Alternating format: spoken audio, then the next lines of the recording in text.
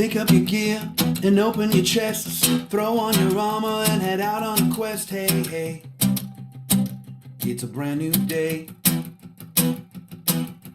On the Sword Coast, your allies will help with blades and bows and magic as well. Hey, hey, heroes on their way.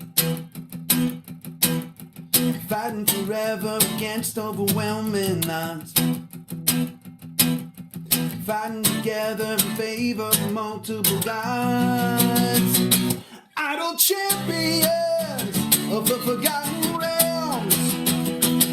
Idle champions, adventure never ends. Idle champions, get you all out there. Idle champions, you will say it again. Idle champions.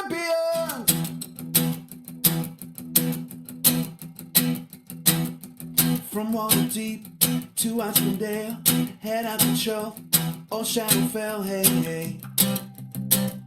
Together we stay. Walk to the monsters, walk to the boss, walk to the right, it's never a loss, hey, hey. Bad guys to slay. Fighting forever against overwhelming odds. Fighting together in favor of multiple gods. Idle champions of the forgotten realms. Idle champions, adventure never ends. Idle champions, get you all out there. Idle champions, you will say it again. Idle champions.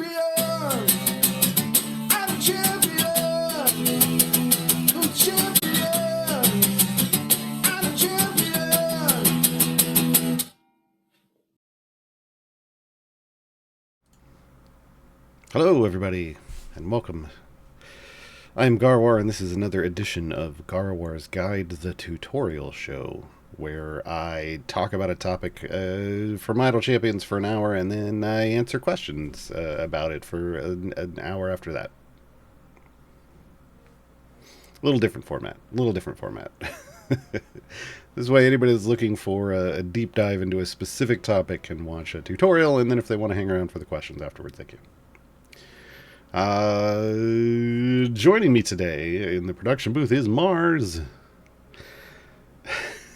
Mars's comment was all set, good to go when you are, and I really wanted to reply, okay, good, so I can go back to bed, we can do this tomorrow then? It's one of those days. Like, can I just sleep in? I just want to sleep in. I don't know why. Yeah, but we're here. It's Saturday.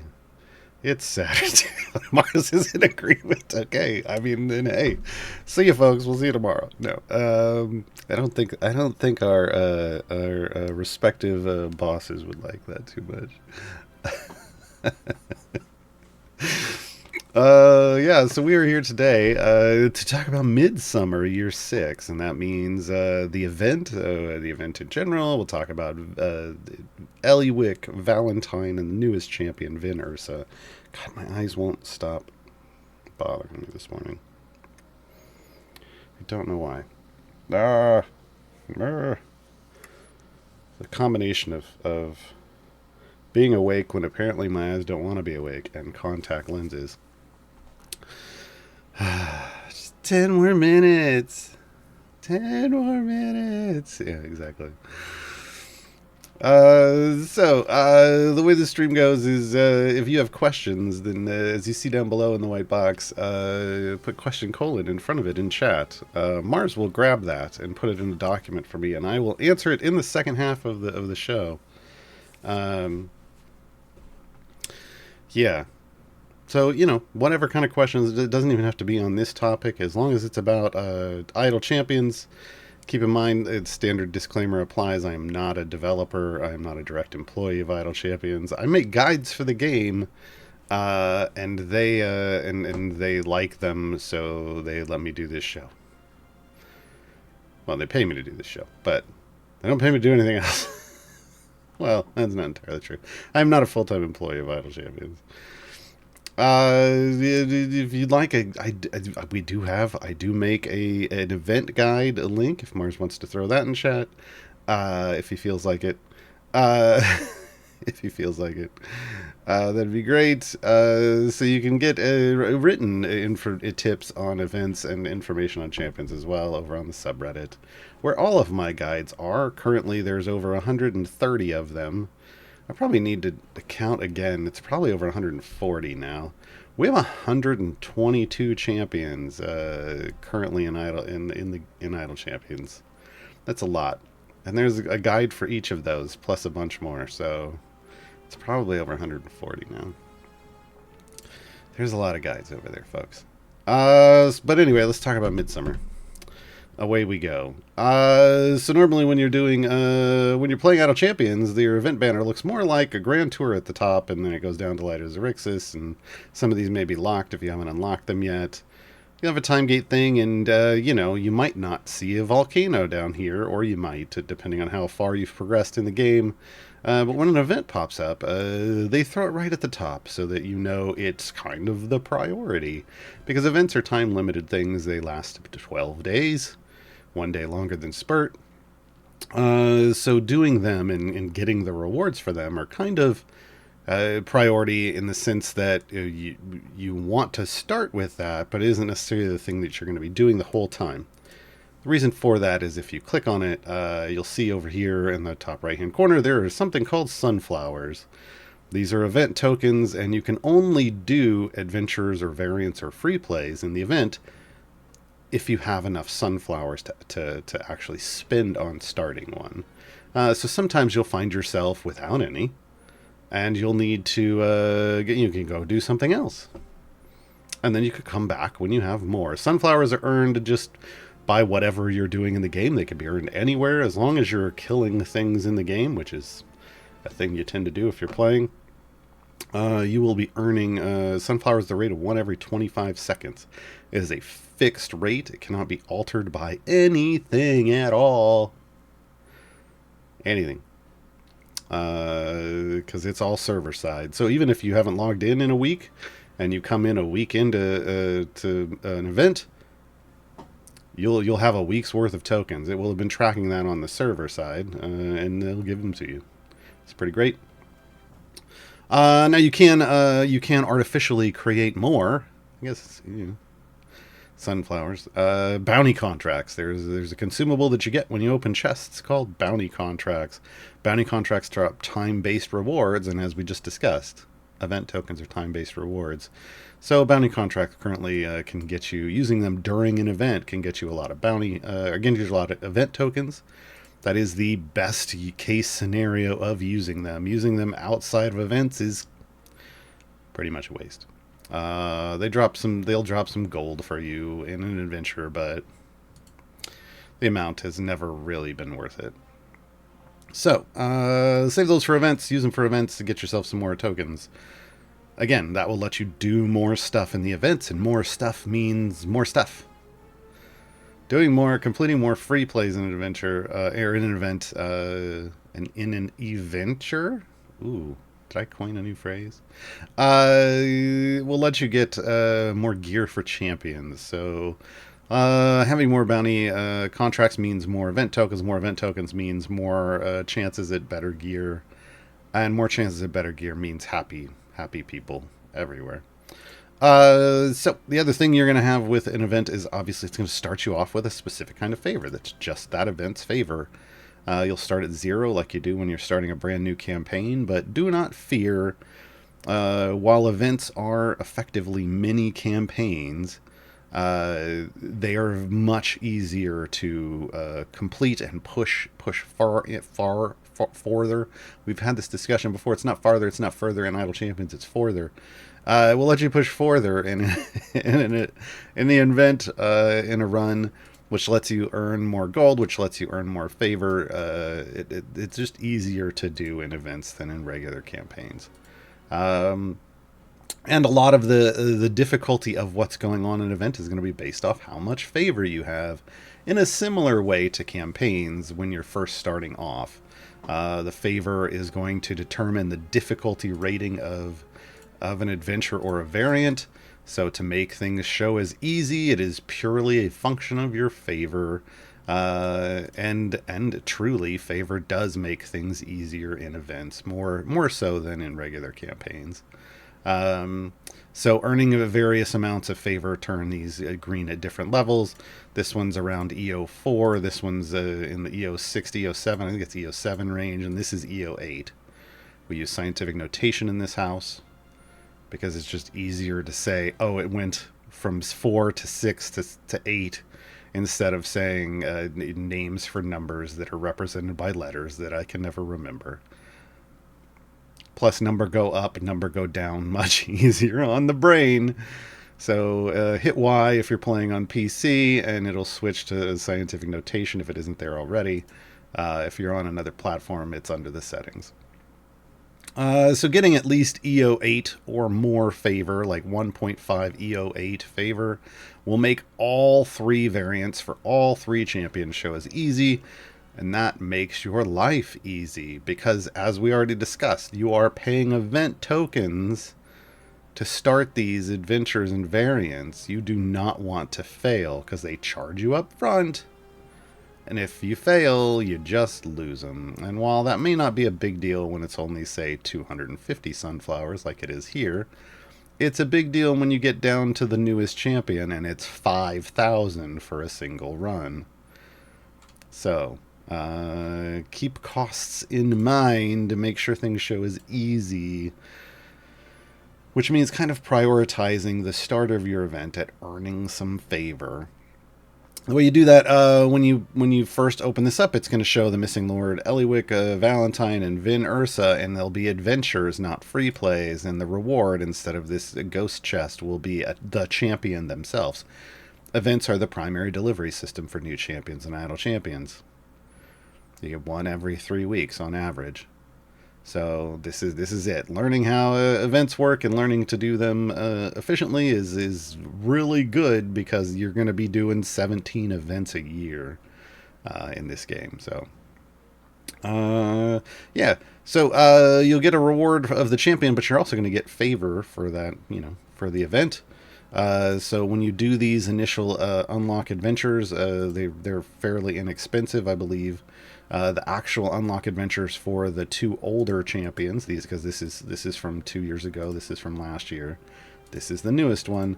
These are, I think, 25 tokens a piece, and the newest one is 100. That's those first adventures. So very inexpensive ways to get favor to start. So starting off and say diving into Ellywick's adventure, trying to push past 50, which is going to be challenging. This event is challenging. We'll talk about why. Pushing past 50, trying to get as far as you can, earning a lot of favor, then completing, and then doing the same thing for actually, in this, I would recommend Ellywick first, then Vin Ursa, then coming to Valentine for formation layout reasons. But pushing deep for favor in each one is going to give you a cheap favor run to build up that favor. Again, the target is EO8. If you nail it off one run, fantastic.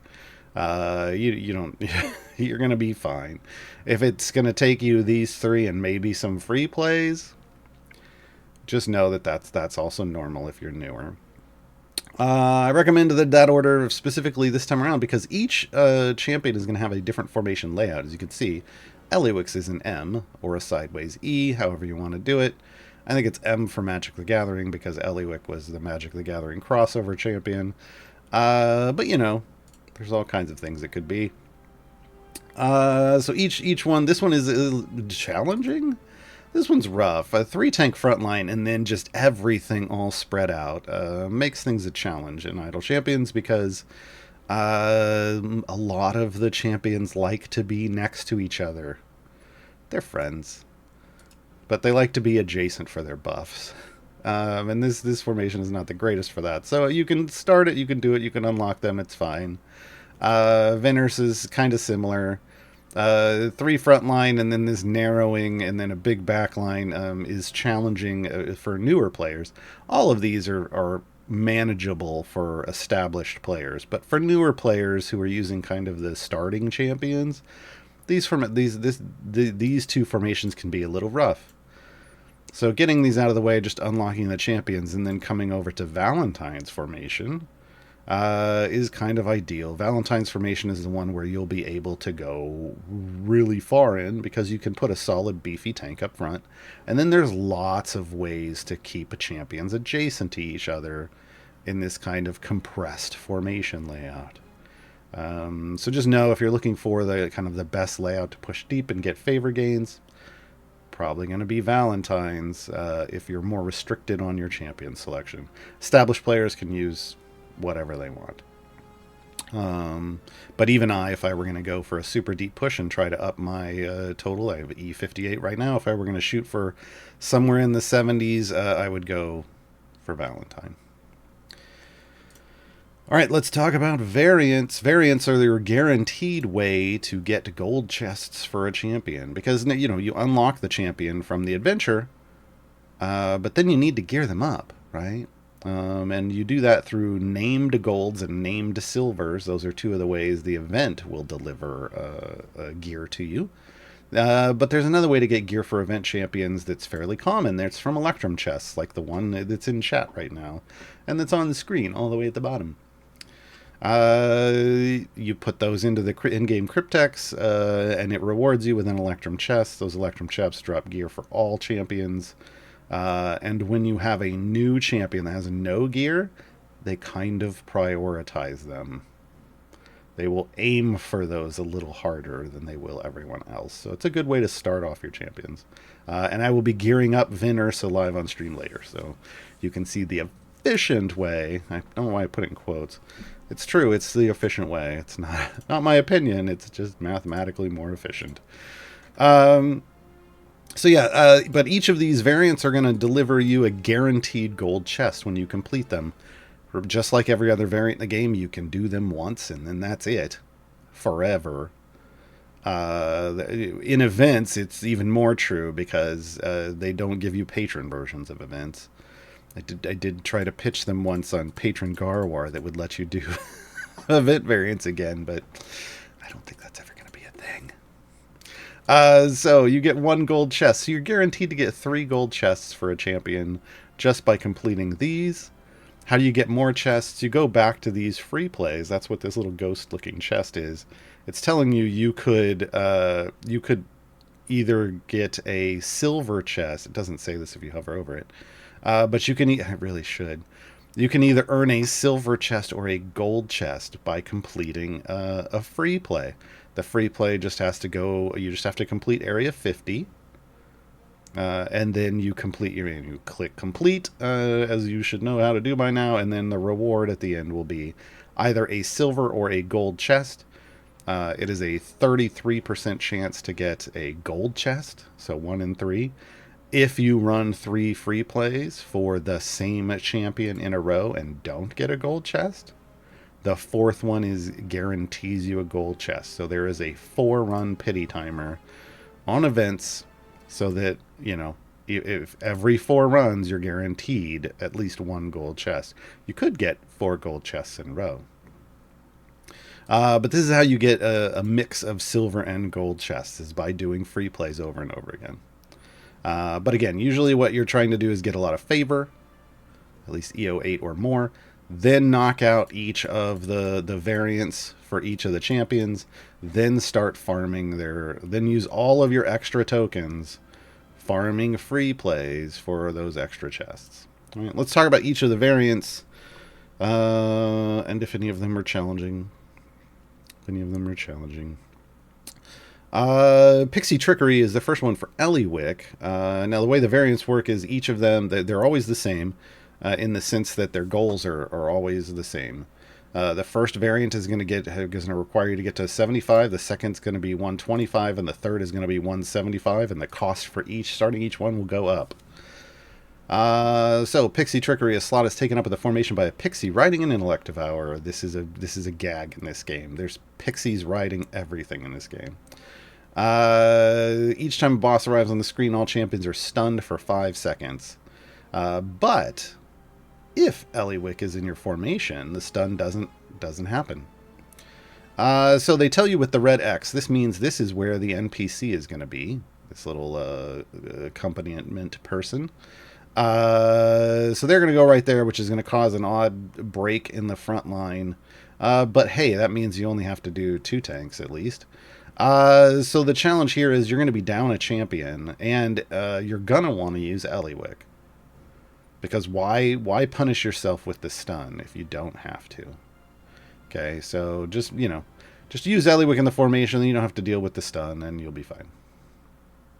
Not that big of a deal getting to 75. As long as this is all based off everything this showing as difficulty easy. All of my recommendations for these are based off you having enough favor for this to show as easy. If it doesn't, that's on you. Good luck. Fey Harmonies. Ellywick starts in the formation. She can be moved. Okay, so you can put her anywhere. Every area, but it doesn't say she can't be removed. So if you don't want her in, you can take her out. Every area, 2 satyrs arrive to harmonize. While any satyrs are on the screen, all enemies can only be damaged by bards. Only champions with charisma 14 or higher can be used. So this is good to have like a bard DPS if you have one. My favorite bard DPS is Birdsong, but not everybody's going to have Birdsong. So if you don't, then you're just going to want to make sure you have some bards in your formation. Ellywick's a bard. So is Calliope. Calliope's a starter champion. So if those are the only 2 bards you have, just make sure they're in your formation. And know that they're going to need to be able to kill those.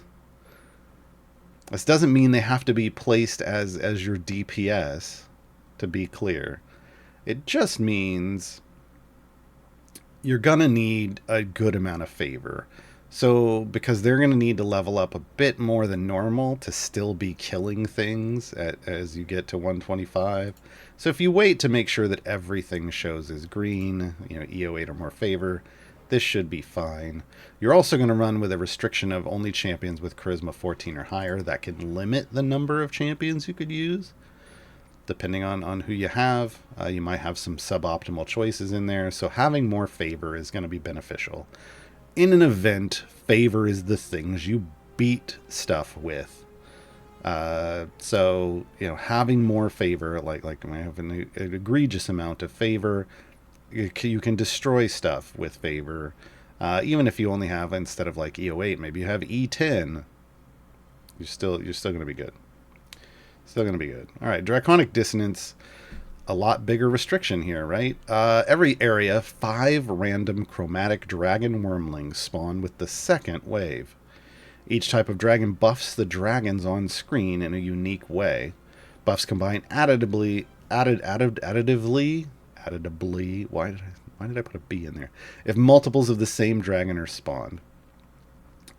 So, problems. Dragons mean problems in this. White is, when it attacks, it heals itself. This can be problematic. This can be very problematic later on.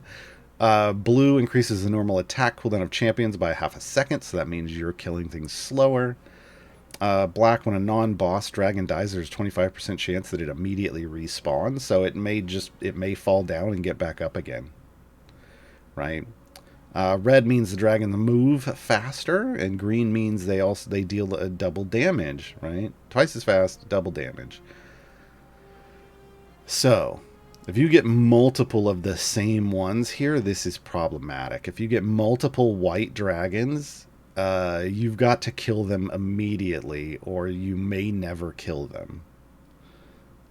And that's not a horrible thing, because these dragons aren't necessarily what you have to kill to move forward, But if it's a level that's spawning only dragons, and I can't remember off the top of my head if there's one of those that exists, that white dragon, it'd be a problem.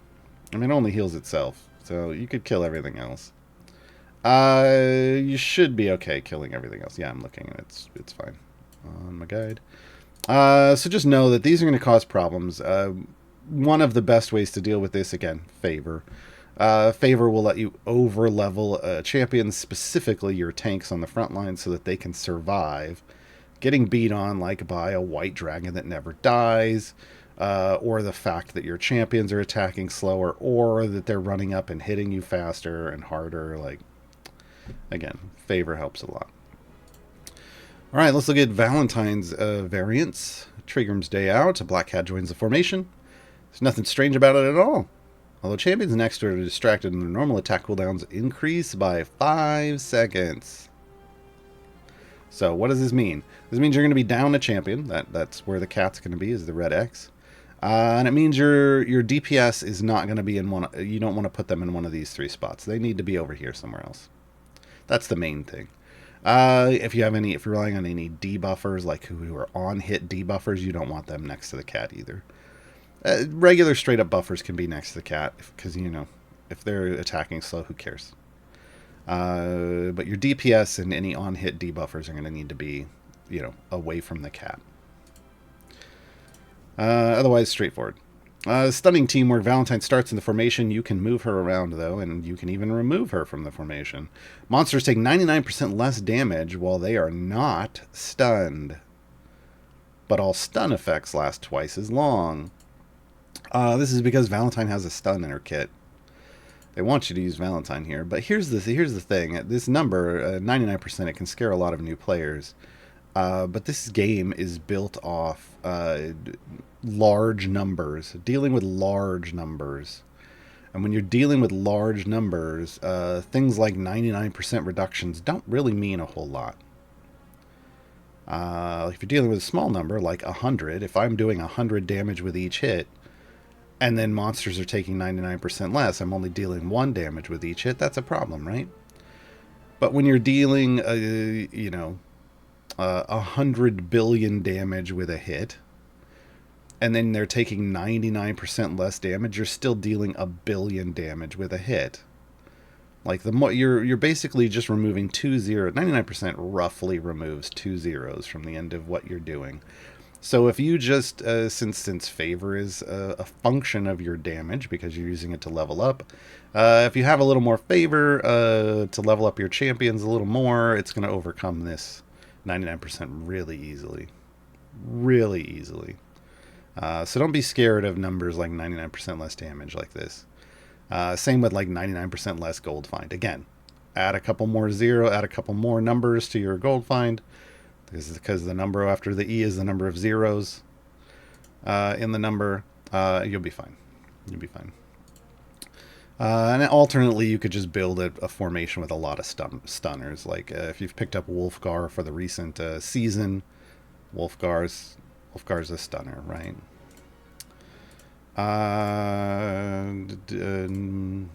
Hold on.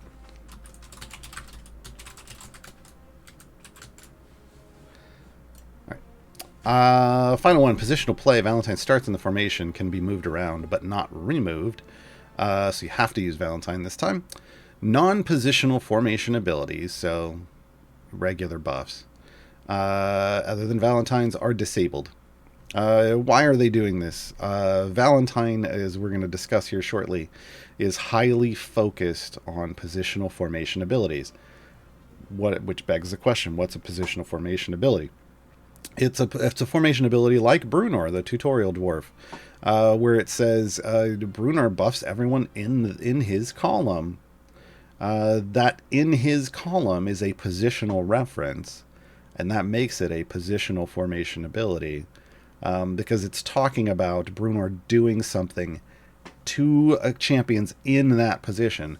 Now, if it was the other way around and it's like they buff X amount based off how many people are behind them, that's not a positional formation ability. That's just an ability that is buffed by certain things that are in a place, right? It's different. The buff needs to be applying positionally, so in the same column. Or Celeste. Celeste buffs adjacent. Celeste also heals in the column in front. These are positional formation abilities. Calliope buffs the column in front, or shields within 2 adjacent spaces. These are all positional formation abilities. But if it just says they buffs all champions, that's not a positional formation ability. Okay. So Valentine really likes positional formation abilities, so they're trying to teach you, have you go learn what's a positional formation ability, which ones are turned, and pay attention, which ones are turned off and which ones aren't, so you can learn how to use Valentine effectively. Okay. For the newest champion, Vin Ursa. A New Hope. Vin Ursa starts in the formation. She can be moved, but not removed. Only champions in the front 2 columns can deal damage. So that means your DPS needs to be either in the tank line, and what we refer to as the tank line, or in the second column. Front column or second column. This is fine for new players, because usually you're using like Nayeli up front, and then Brunor and Jarlaxle DPS right in the second column. Cake. No problem. Okay. Not really a restriction at all. The Menagerie. Vin Ursa starts in the formation with her Bounty Hunter and ultimate abilities unlocked. She can be moved but not removed. Each wave an extra monster with a random monster type spawns. And when they say random monster type, they're talking about like an overall enemy type. There are 14 overarching enemy types in the game, like beasts and undead and fae and humanoids. You've probably seen them when you're selecting Minsk's specialization. This is what they're talking about. It drops no gold, nor does it count towards quest progress. Every 10 areas, all monster health is increased by an additional 100%, stacking multiplicatively. Normally, that's the good way. Here, it's the bad way, because that means that means every 10 areas, they're going to get like massively more health. They're going to add 2 zeros to the end of their health total, effectively. So health is gonna shoot up very fast. You're gonna just want to try to get here and be done with it. And that means if it's not showing as easy, you might not make it. So just get yourself a bunch of favor. Make sure everything shows as easy. Then it's probably going to be fine for you. But this is a solid restriction, upping health like that. The rest, not really. The rest is just teaching you how her bounty hunter works, and then her ultimate helps tag more favored foes, and that gives her buffs. So they're just trying to give you the buffs that you'll need to hopefully overcome this without, needing lots of favor, but just give yourself a lot of favor, because the ultimate may not trigger correctly. It's a crit chance thing. We'll talk about it in a bit. So you could just get RNG just bad lucked, and you need the favor, folks. All right, Journey's End. Vin Ursa starts in the formation. She can be moved but not removed. Only champions from the most represented alignment or alignments on the good-evil axis can deal damage. This is a little more confusing, and it means you actually have to pay attention to the way you're building your formation, who you're putting in your formation. Because if you're picking, like, say, Jarlaxle DPS, you need to make sure that his good-evil alignment is Space Cookie. You only copied part of the code. Copy the whole thing.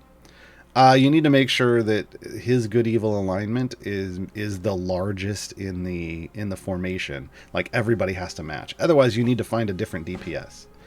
Your DPS needs to be in the group that has the most number of people that match that good evil alignment in the formation. Otherwise, you're just going to sit there and you're going to be like, why does my DPS say 0 damage? And it's because you didn't build the formation right. So again, because this is the hard one, this is the 175, and it costs 5,000 sunflowers, not only do you want this to show as green, you might want to go into a free play and restrict yourself this way. Make sure Vin Ursa's in your formation, and make sure that you're building something based around this alignment, and see if you can complete 175 first. If you can, great. Then once you're done with that run, you can go do Journey's End. But if you can't, then, and then whether you can or not, what you're going to want to do after you get to 175, or if you can't get to 175, is just switch it over to a regular deep push for favor. Go get yourself some more favor, and that just makes this easier. All right. Let's hop into... Oh, you know what? I'm going to hop into Valentine's.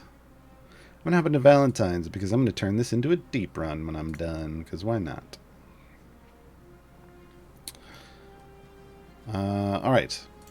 Let's get our champions in here.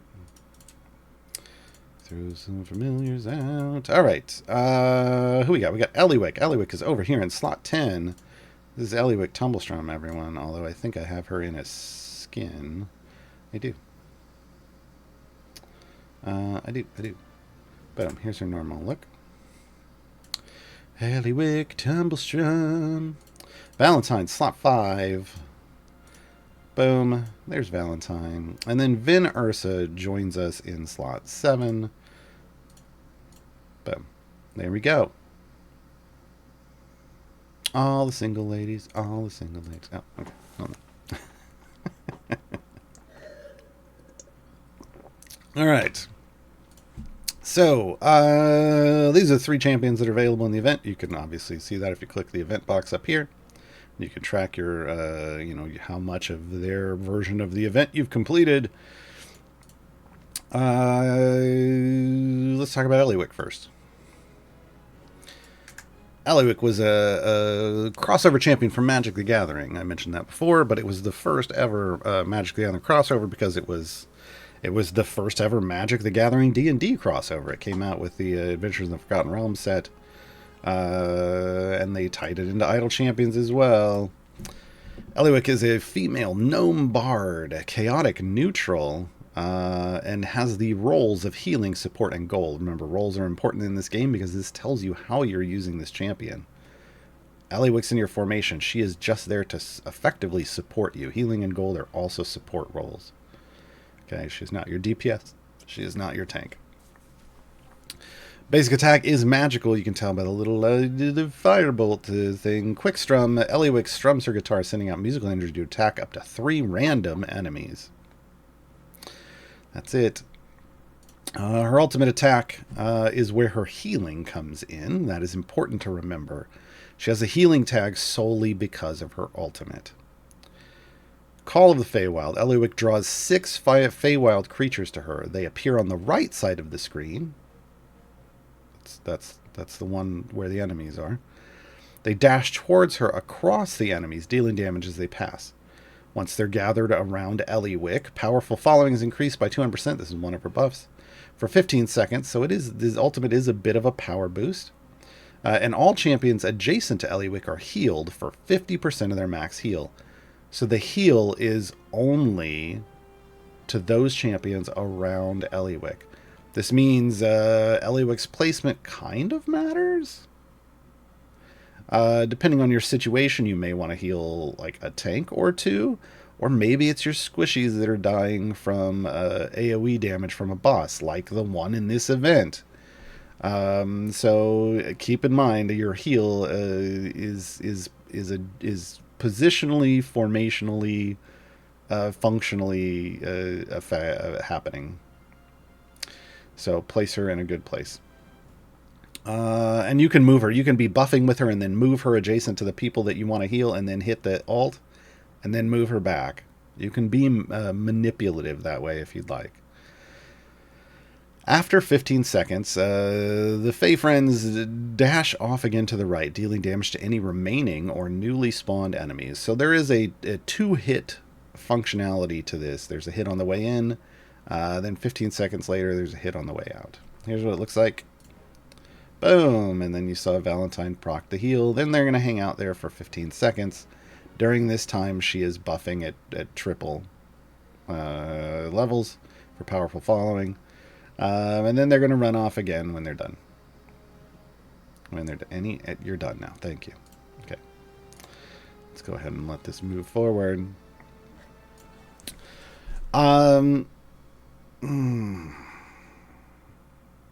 Every time. Ellywick is the RNGest of champions. What does that mean? It is just utterly random because for anybody who knows Dungeons and Dragons, they're looking at this first ability and they're either scared or excited, and there's usually not an in-between. And that's kind of how Ellywick works. You're either excited with how things end up or you're scared. She very much lives in the extremes of good or bad in your formation. And it's all about the deck of many things, which is the Wall O Text ability in Idle Champions. It just keeps going. This is the longest explanation in the game. Ellywick draws a random card from the deck of many things, gaining a random effect from those listed below. The effect persists until she draws a new card. She draws a new card from the deck of many things after completing 100 areas in the formation. So that means in your active run, like she has already pulled a card. It shows that it'll show up here on the guitar, on the lute, excuse me. I have to go 100 areas to get a new card. So Ellywick is not necessarily as strong for new players because you want a lot of these effects. And if you're only going 120, 150, 200 areas, you're not going to see a lot of them. So just understand that. And that's good or bad. You're either not going to see a lot of the downsides or you're not going to see the good sides. I don't know how that's going to work out for you. When she draws a new card, it replaces any card she's already holding. She can draw the same card multiple times during an adventure, but not twice in a row. Not twice in a row. So I'm going to skip the rest of this text and we're going to come back to it for reasons, because it's going to be a little confusing until we come down here. Because it's all about these abilities. So, her main buff is Powerful Following. Ellywick increases the damage of champions in the column behind her. Positional formation ability. So that means you want her in the column ahead of your primary DPS. This ability is increased by 10% for each night stack that Ellywick has, stacking additively. This is a reference. These stacks are references to the cards that we're going to draw. We'll go back and we'll talk about those. Greatest song in the multiverse, Ellywick plays music that emboldens the hearts of her allies and saps the wills of her enemies. This ability decreases the max health of enemies by 50%. So this is an enemy debuff. And it cuts their health in half. For every 5 moon stacks, the enemy health debuff is applied again, stacking multiplicatively. That's the good way. Yeah. If you can get a lot of this going, enemies have not a lot of health, subjectively speaking. So this can be nice.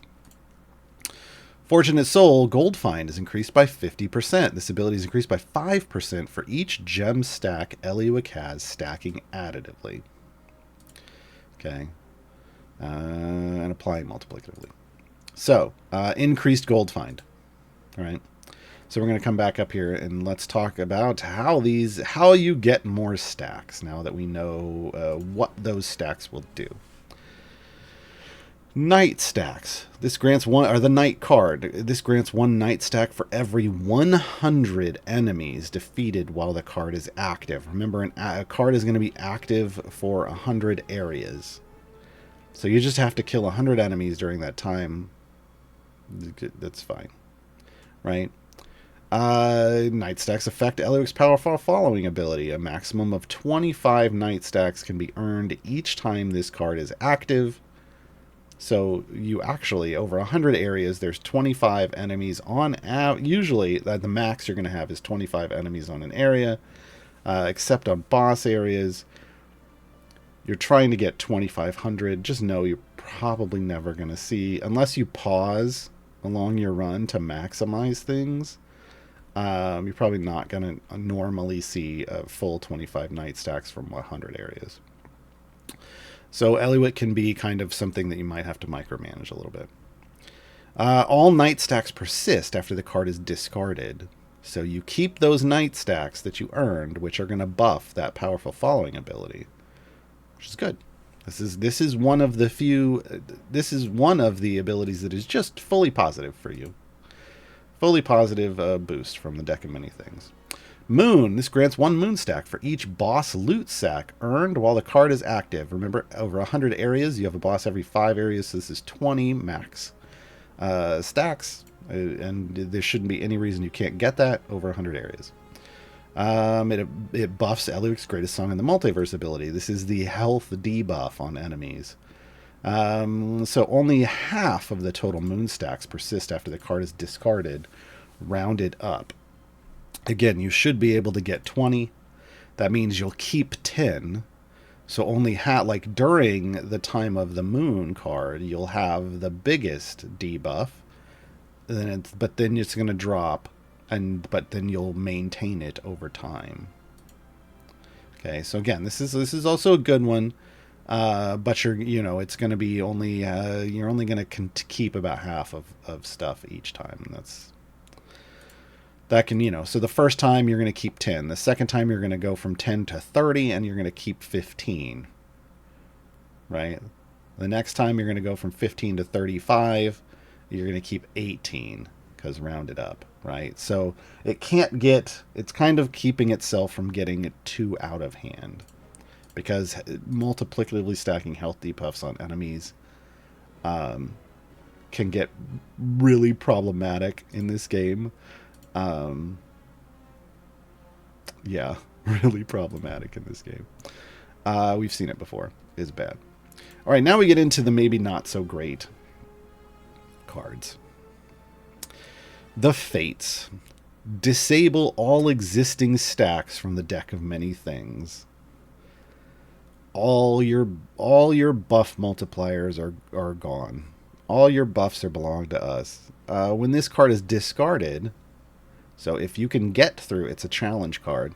If you can get through the next 100 areas without those extra bonuses to your buffs, you get a reward. All existing stack amounts are increased by 25%, rounded up. Which, yeah. So it's a challenge. It's going to make your game harder for 100 areas. And then if you can get through those 100 areas, you're getting a reward. All your stacks go up. Now, the problem with that is all your stacks go up. Why is that a problem? The next card, Flames, grants 1 flame stack when the card is drawn. All monsters move 100% faster and deal 100% more damage while this card is active. For each flame stack you have stacking additively, all flame stacks persist after the card is discarded. Flames are bad, yo. Too many flames are bad. I like one. I like a flame stack. I like enemies getting to my formation faster, because later on in a run, that just means it powers up my tanks faster. Above and beyond that, things start to get bad real fast. And if you have flame stacks, 25% increase rounded up means every time you get through the Fates, you're getting another flame stack. It's rough. It's rough, folks. And finally, gems. They're truly, truly outrageous. You gain 1 stack for every 3 gems collected with the card. Collected while the card is active. Remember, gems are a random amount coming off of a boss bag. So, yeah. This buffs Fortunate Soul. That's the gold find bonus. You can get a max of 20 gem stacks each time the card is active. But that's fine, because it's basically like you're going to max it out. Over 100 areas, you're going to max it out, because you're pretty much guaranteed to get 3 gems from a bag every boss stage. Only 75% of the total gems persist after the card is discarded, though, round up. So, yeah, a little rough in the long run. So, Powerful Following is the one that you keep all your stacks. The others, you're going to lose part of. And then there's two, not so great situations, right? All right, let's move on to the specialization choice. Now, with the specialization choice, you can change. Now, again, here's the card. It's showing on out here that we have a white card up. The white card should be the Knight card. Yeah, currently drawn card Knight. If we go under formation buffs, currently drawn card Knight. But each of them has a different color, and you'll learn over time. You'll learn which color means what.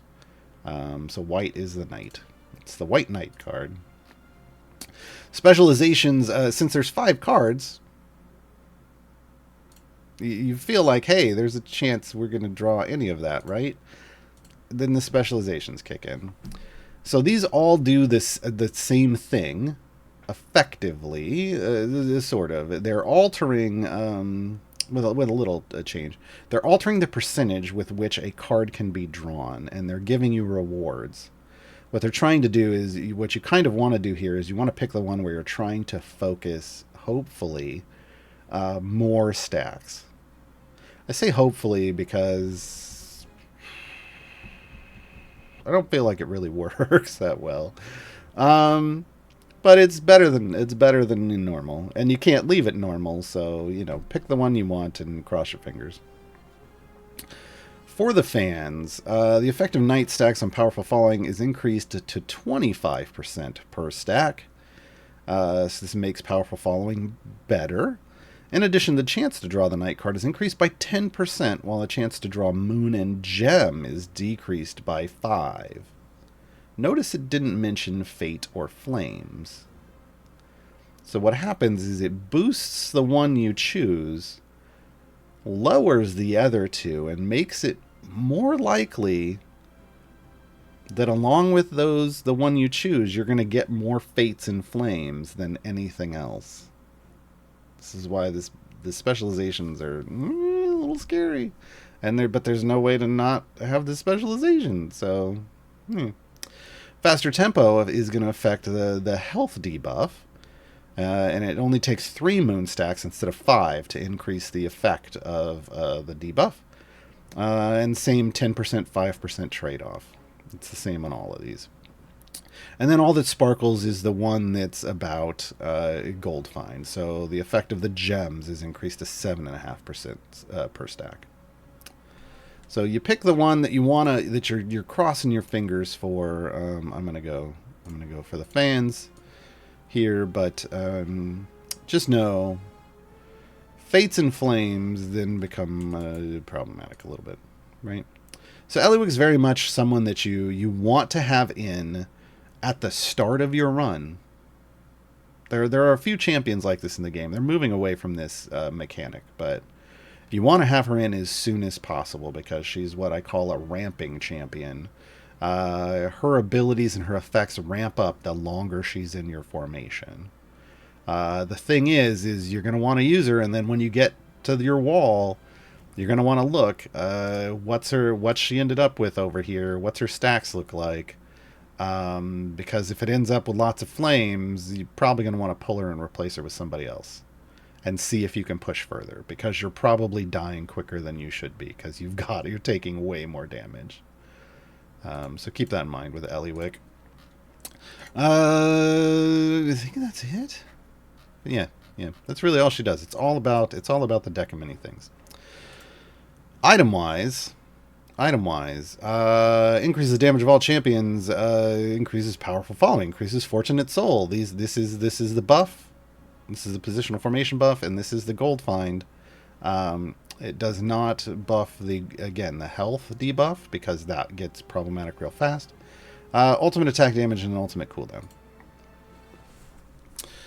I'm going to address this comment because it's a comment, not a question. It makes no sense for her to be slot 10 with her wanting to be in from the start. That's not true at all. Your ability, as you can see, I was on level 1 and I had Ellywick in. It's a function of your gold find. Again, she's not... Some champions are going to be better for new players than others. Ellywick is not necessarily great for new players. Once you get a lot of gold find, you can have her in really quickly, and then you can do runs with her. Yeah. The more favor you earn in a campaign or an event, the quicker you can put your champions in. So I can put all my champions in from Area 1. All right, feat-wise, we've got, because she's healing, support, and gold, we're going to have default feats that attune to this. So damage of all champions, we're going to have straight-up gold find. Yeah. We don't have any healing. We have powerful falling, fortunate soul, because the healing is on the ultimate, that's why. So she could be a target for improved feats in the future, but right now you just kind of get the basic stuff with her.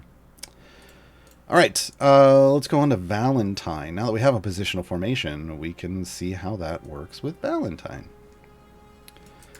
So Valentine joins us from the Black Dice Society. She's a female half-elf, reborn half-elf, because she died once. Sorcerer. Support and gold find rolls, so again, not a DPS, not a tank. She's just there to help everybody else. She's just there to help everybody else. Alright, basic attack is magical. Again, you can tell from the icon it uses. Mind Sliver. Valentine attacks a random enemy with mental magic attack, which deals damage and has a chance to stun. Just a chance. Just a chance. And Arms of Hadar is the ultimate. So inky black tentacles erupt from Valentine's mouth. And hands targeting the closest enemy and those around it, dealing damage and stunning them for 4 to 8 seconds. While stunned, they take an additional 1000% damage from all sources. So this is like a boss killer. Right? You really want this to hit the boss and get that 1000% damage on the boss. You can use it, obviously, on trash mobs and stuff, and I'm gonna pop it off here in a second. In fact, right now. Hold on. Boom. Ah! That was those black lines. If it had stayed alive, it would have been taking a lot more damage during that time. So no, this is another damage boost. This is a damage boost ultimate. This is a damage boost ultimate. Yeah. So, there you go. Let's go on to abilities. Trigram. The aberrant spirit, it gets me every time. The aberrant spirit in Valentine's brain telepathically reaches out to the other champions. For each positional formation ability affecting Valentine, she increases the damage of all champions with the DPS roll by 100%, stacking multiplicatively. That's the good way. What does this mean? This means you want so many positional formation abilities hitting Valentine. All of them. All the positional formation abilities. I like to call them PFAs. You want them all. You want them all hitting her. And the nice thing about Valentine that not everybody with this type of functionality gets is she's got an icon for it on her. Those 5 arrows pointing in are saying, hey, I want to get buffed from all of these directions. And right now we're receiving 1. It tells you what you have. Elliwick has a single positional formation ability, and you're getting it. You're getting it. She's getting it. If we move her here, she's not. It goes away, right? If we move her back here, it goes away. So placing Valentine in your formation and placing other people in around a Valentine in a way that buffs her is a big deal for Valentine. You will be highly rewarded. Now, you do have to keep in mind and make sure that everybody else is functioning in a good way. You can't break your formation just to give Valentine a high number. Okay. But because it's multiplicatively stacking, that means instead of like if I had three positional formation abilities, if it was additively, it'd be a 300% bonus, and nobody cares about a 4x multiplier, right? That's still just an EO2 buff to things. But because it's multiplicative, that effectively gives us an EO6 buff to things.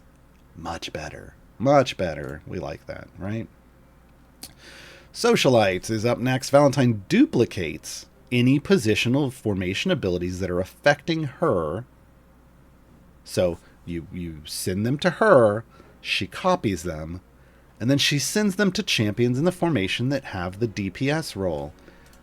So we're already buffing DPS multiplicatively by the number of those abilities that hit her. Then on top of that, we're giving those champions those buffs. And if they already, even if they aren't getting it, you can have a DPS champion not receiving any of the positional formation abilities, but if Valentine's receiving them, she ships them on over. She's like, here, I got these for you. If that other champion, if the DPS champion already has it, the formation ability is boosted instead. So ideally, Valentine and your DPS are receiving all your positional formation abilities, so that not only is Valentine doing that multiplicative stacking off receiving them, she's boosting them all on your DPS. That is the ideal situation for formation building with Valentine. It's what has made her kind of a must include for a lot of people in the game pushing formations. Okay. This happens after Artemis's observation ability. This is called out specifically because Artemis also likes PFAs and does really wild things with them.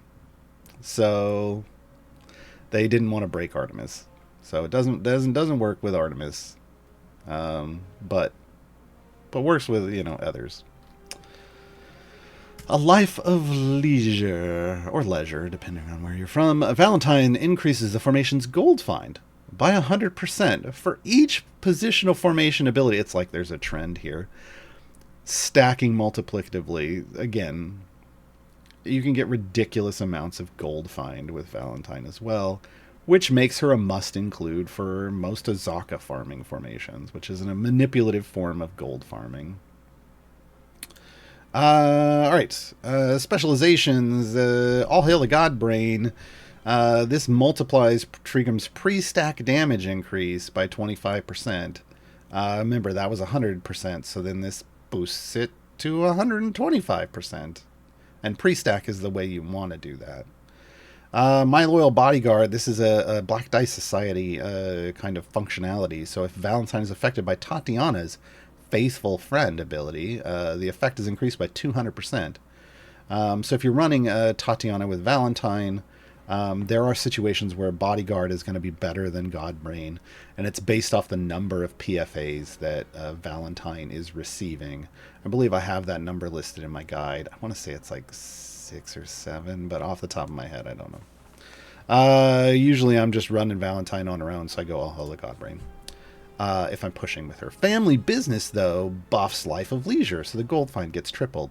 So if you're running gold farming, you just want to go for the gold. Also, honestly, if you're a new player who isn't getting your champions leveled all the way up to the point where they have no more upgrades, you may just want to run Family Business. Because tripling your gold find could be way better than is way better than the multipliers you're getting over here. Right? So this is kind of the early on, before you have enough favor that you're easily maxing out all your champions. Run Family Business, get more gold, because the gold that you're getting is going to allow you to upgrade your champions with better modifiers than you're getting from these other specializations. But late game, you're looking at one of the two on the left. Okay. Looking at one of the two on the left. Let's level her up a bit. Boom. Boom. And that's it. So item-wise, we get a Damage All Champions item. We get Trigram. Great. We get Socialite. Wonderful. And we get a Life of Leisure. Fantastic. So she gets an item for everything. And remember, this is the gold find one, so you can run these up. I mean, all of these are pretty good to run up. Getting a lot of bonuses is nice. Ultimate attack damage, ultimate cooldown, pretty standard there. Feat-wise, again, because it's support and gold, you're going to see the support feats, which is damage all champions, and you're going to see the gold find feats. Then we get specialized into Trigram, into Socialite, into Life of Leisure. She does have multiple stat feats. The strength one allows her to qualify for Zariel, Patron Zariel. The intelligence one allows her to qualify on her own for Strahd. There's another way she can get into Strahd, but this allows her to qualify on her own if she's all you have from Black Dice Society. And then this one, the +2 dexterity, that qualifies her to receive like buffs from like Shandy and Zorbu, which is really weird, but it's probably also going to get you into some variants, and that makes a lot more sense. Because she's not a DPS. All right, and finally, we're going to hit up Vin Ursa. It's our very first Plasmoid champion, female Plasmoid fighter rogue. Lawful Evil, support and gold. So this is a full support event, support and gold defined event going on.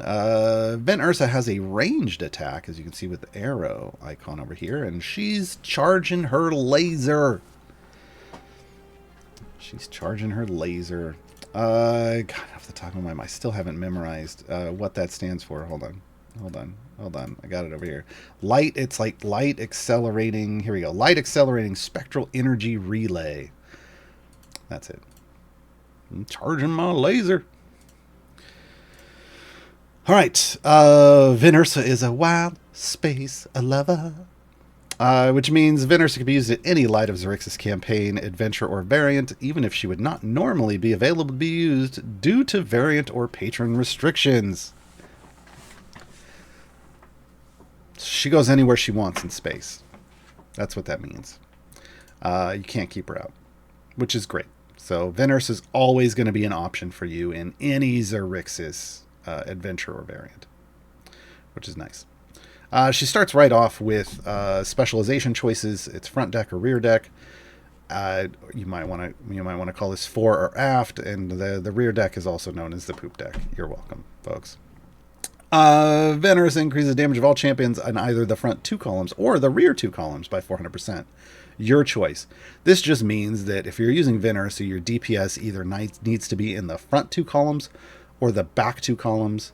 You cannot put them in a 5 or 6 column formation. You can't put them in the middle. They won't receive the buff. Okay? So, front or back, that's it. No side to side.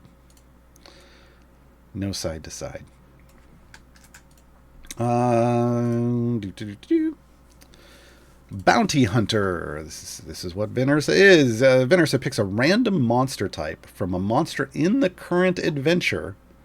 So the one you start up, she's going to start right away. She picks one of them, and that's her favorite foe for that adventure. So it changes. She isn't somebody who, my favorite foe is always undead. No. She's going to change her favorite foe. Basically, she gets a different contract. This is going to come in later. Every adventure. Her favorite foes drop a 400% extra gold, and all champions deal 400% extra damage to them. That's nice. Okay. You can see what her current favorite foe is over here. Ooze is currently what she chose. But it also tells you what other favored foes are available if you come over here to formation buffs. What other favored foes could potentially be available in that adventure? I'll tell you right now, because of another ability she has, the more favored foes possible, the better Vin Ursa gets. Vicious Vantage. Vin Ursa increases the effect of your deck specialization by 250% for each favored foe she has, stacking multiplicatively. That's the good way. Buffs apply to the pre-stack multiplier. That's the fantastic way. Okay, look, multiplicatively stacking effects in this game are strong. Period. Anytime we see these buffs apply multiplicatively, these stack multiplicatively, we go, yay! When it goes buffs apply to the pre-stack multiplier, we go. Because that's where things get broken.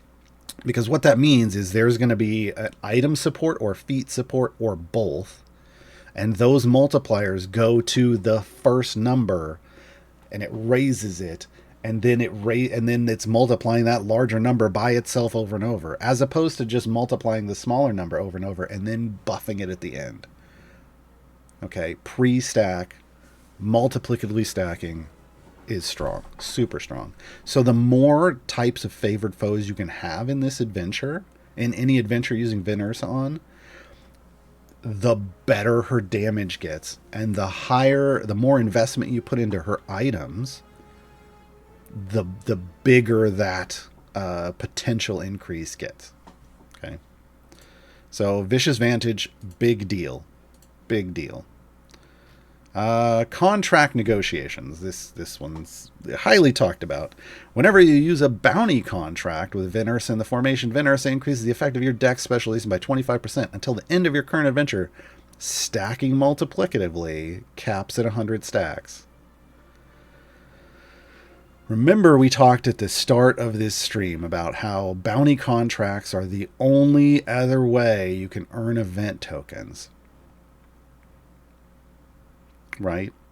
That's the best use of bounty contracts. The Vin Ursa wants you to use them here. Whenever you use Vin Ursa. Look, if an event is going on and you deep pushing with Vin Ursa and you want to grab this bonus, which gets large because multiplicatively stacking, go for it. But if it's not an event, maybe don't. Maybe don't. Your choice. I think most people would recommend that you ignore this outside of events. Yeah. So just keep that in mind. It is a semi-problematic ability. The final specialization choice for her. Friends in some kind of places. They can either be low, met, or high. And this is effectively, it's a damage boost for either evil, neutral, or good champions. Okay, you just match this to whatever your primary DPS is. So if my DPS is neutral, I choose friends in met places. But if I'm using like an evil DPS like Krond, I choose friends in low places. And if I'm using a goody two shoes, I choose friends in high places. Okay, that's really what you base it off of. I know there's numbers there that tell you how many it matches in the format. That doesn't matter. I don't know why they put them in there, because that's not why you make your decision based off. Make it off your DPS. And that's it. I don't have gear. We're going to talk about how to get gear in feats now, real quick. And if we'll note, Valentine now has 2 positional formation abilities. When we're doing gear for events, there's a specific, efficient way to open chests to give you the best chance at getting to full blue, like getting to full blue the most efficiently, but also giving the best chance to get as many duplicate item levels as you can, even though it's only a small amount. When you're doing an event and you're newer, the smaller amounts actually mean more.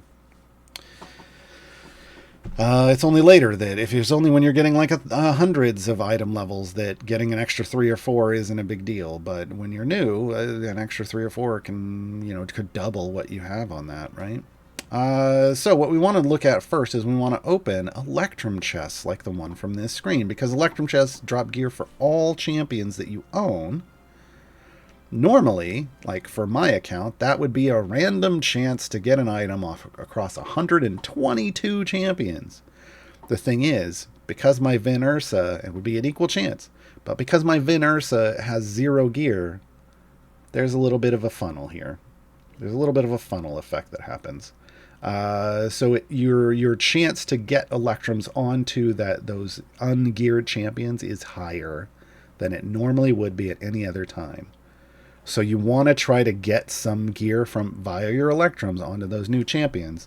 Like if I throw here, this should be guaranteed Vin Ursa gear. There it is. Oh, geez. Streamer luck. It is highly rare of silvers and Electrums that you get a blue, but that's what it looks like when you do.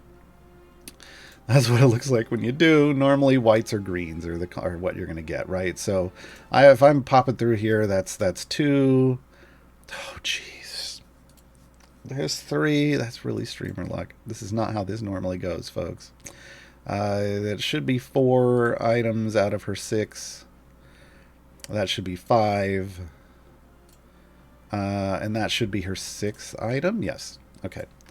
So 6 Electrum chests. I got 6 items for Vin Ursa. you want to drop those electrums first. You want to get, they could go white, green, or blue. I definitely got lucky and got a couple blues. Normally what you're trying to get is like, try to get to greens. If we can at least get to greens, we are in a fantastic spot.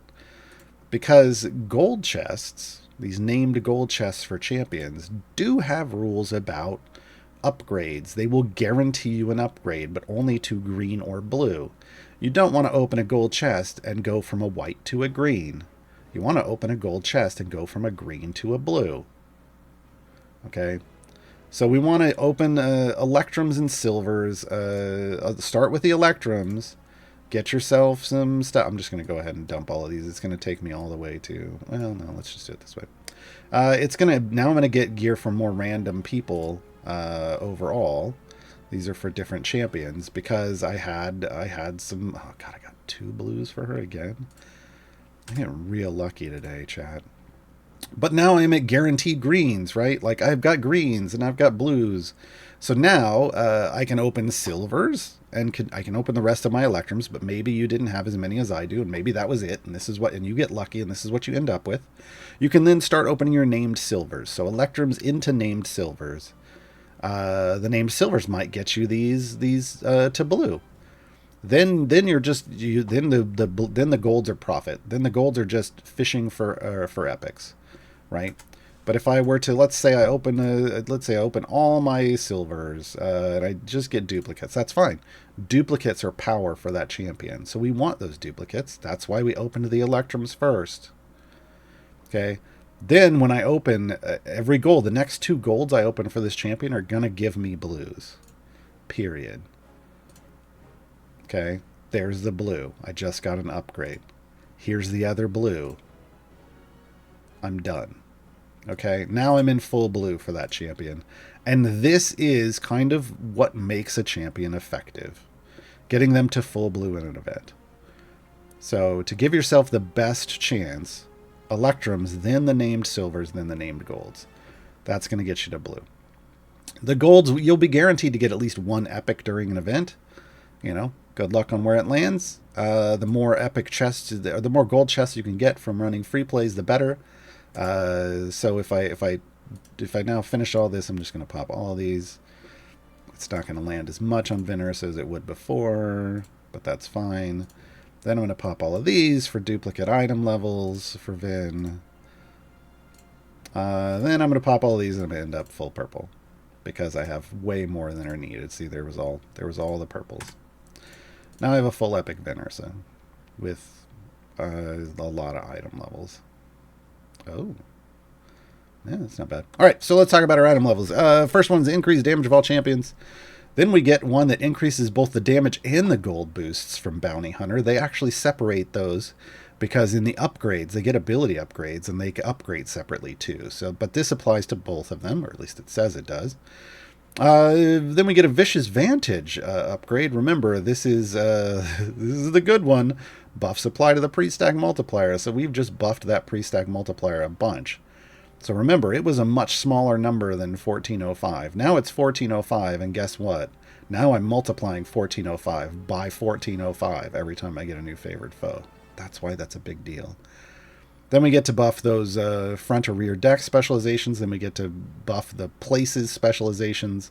And then we get cooldown reduction. Why is cooldown? I left this. I forgot to talk about our ultimate. Why is ultimate cooldown is arguably one of the more important things, right along with that Vicious Vantage item. Why is that? Target acquisition. Vin Ursa blasts an enemy. She has a 20% chance to score a crit hit that is additive on top of her normal chance. And the enemy becomes a favored foe if she crits. This is how you build your Vicious Vantage numbers. So you have to, when you put Vin Ursa in, you park a familiar on her, and you just hope that she crits on that ult. This is also how you get her achievement. Because that's what's going to give you the multiplicatively stacking of that large Vicious Vantage number. You've got, right now I've only got 1 because I haven't attempted to ult. But once I start ulting, it doesn't matter if it one-shots him or not. Once I start ulting, I've got a chance to add another number. It didn't work that time. It didn't crit. It's going to be based off your crit chance. She starts at 2.5%. She has feats for that, and I recommend trying to get them both. That's going to give you a 1 in 3 chance straight up. But remember, she adds 20% with the ult, so it's actually a 1 in 2 chance. She's actually running at about 52.5% right now with her ultimate. If you can add in like a Wolfgar, that gets you up to 62.5%. That's close to 2 out of 3. And that ain't bad. That's how you farm her achievement, by the way. Put her in a formation with ultimate, stack both the crit chance feats. Cross your fingers. Cross your fingers. So, feat-wise, damage all champions, gold find, bounty hunter, contract negotiations. Crit chance, yes. You want the crit chance feats. These are basically must-use feats because of the way Vicious Vantage works. Okay? And then there's Vicious Vantage. And guess what? These would be the other 2 must-use feats if you can get multiple of those stacks, because it's buffing pre-stack. These are big deals. I'm actually just going to go ahead and buy them both, because that's kind of what I want. That's what I want. So there's my fully feeded out Vin Ursa. There's my fully feeded out Vin Ursa, because then my Vicious Vantage goes up to 3541 now for each favored foe, and it does, it's not a big bonus at the moment, but once she gets a second one, again, this is multiplying against itself, and then that's the good way. All right, we are going to take a short break, a little musical interlude. I'm going to come back to questions. I only have about a dozen questions in here, so if you have questions, please throw them in now, because we've got another 40 minutes. Oh, it took longer than usual. That's fine. Hopefully, there's some complicated stuff going on here, so hopefully that helps. So when we come back, we will dive into the Q&A. This song is for Valentine. Happy Valentine's Day, everybody.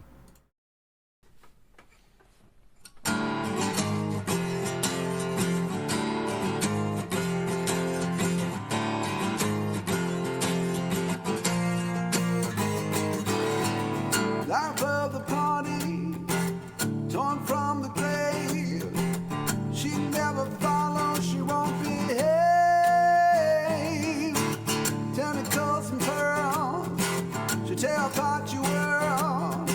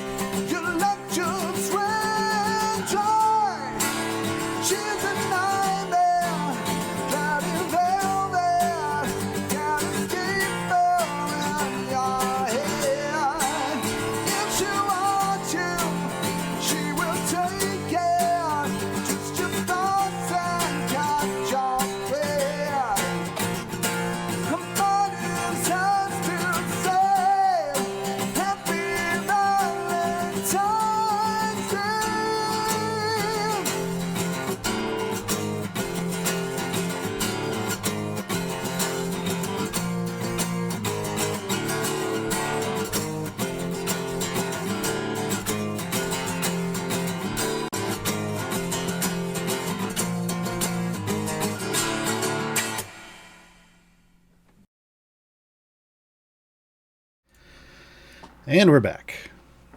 All right. Once again, please remember, like it's pinned in chat, put question colon in front of your questions. Again, it's question colon.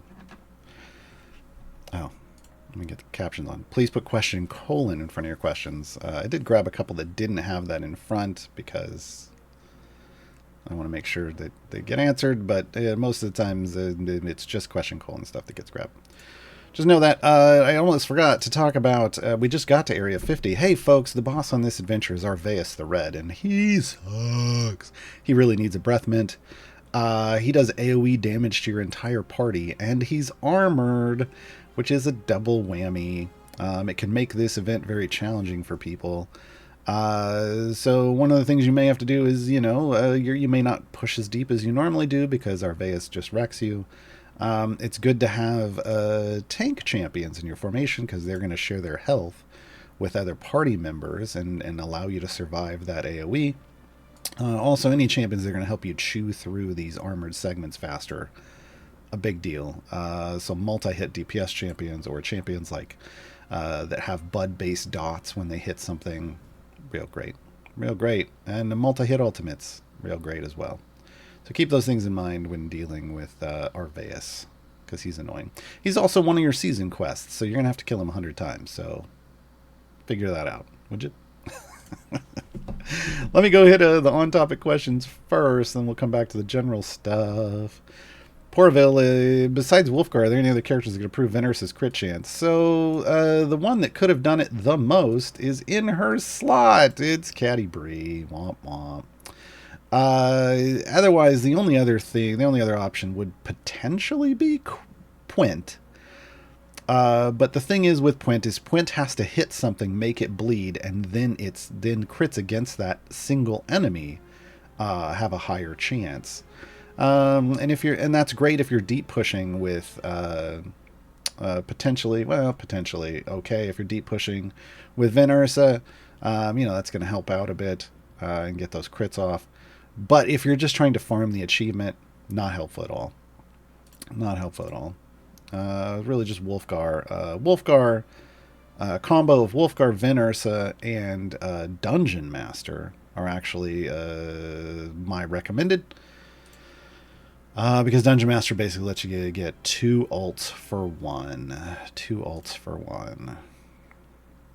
Why is... Okay, stop it. My chat's messing up. Hold on. There we go.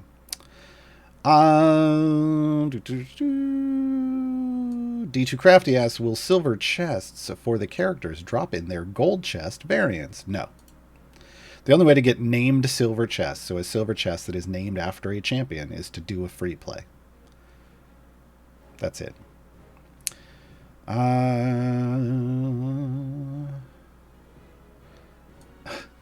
that's fine.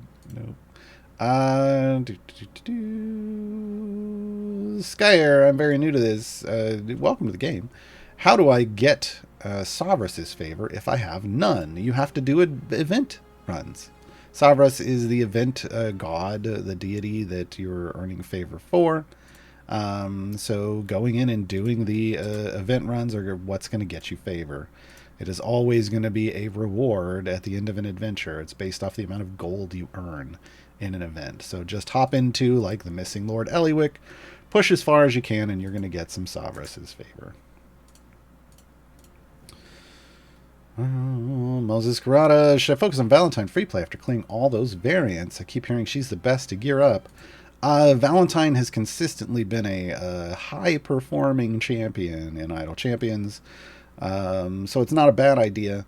I always recommend doing unlocking all 3 champions and doing all of their variants, just to at least get you some chances at those chests. And then I like to at least make sure you're doing each of the champions to get at least 1 more gold chest, because again, I don't think I talked about this. When you have a chest for the first time, like a gold chest for the first time, the pity timer is at 4 gold chests. After you open 4 of them, you'll be guaranteed an epic.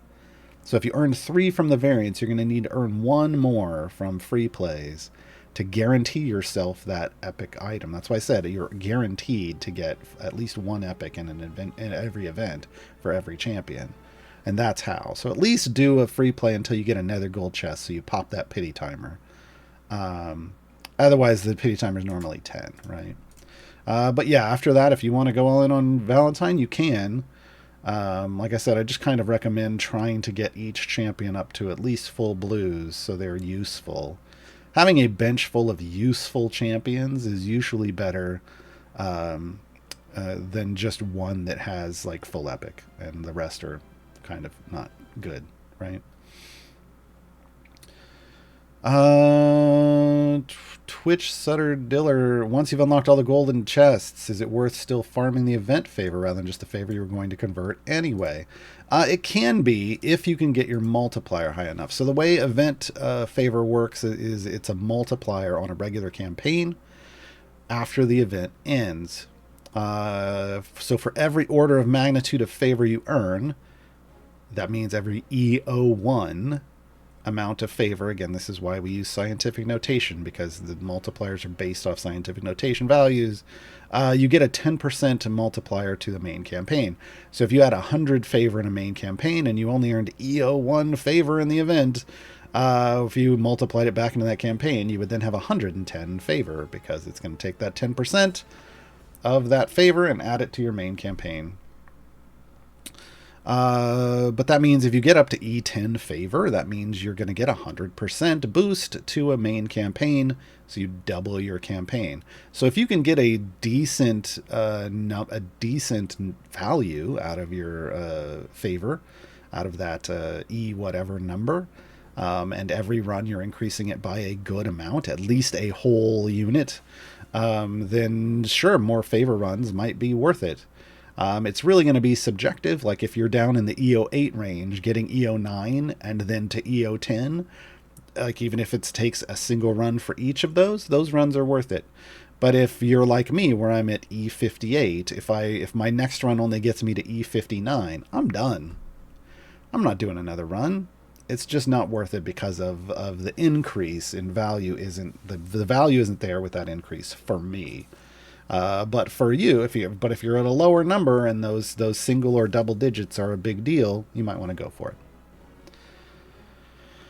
Freeman 129, can Ellywick's achievement be done in background parties? Ooh, I mean that's always a coin toss. Let me look at her achievement. Draw the moon card from the deck of many things 25 times. I mean, it feels like it should be, because it should be drawing the card in the background. But I use the word should purposefully. I choose my words carefully. I can't guarantee that it does. Smuddick's saying they did it in the background, so yeah, it should be. I just can't tell you because I don't know if that's the way I did it. But yeah, it's just using Ellywick a lot. And here's the thing.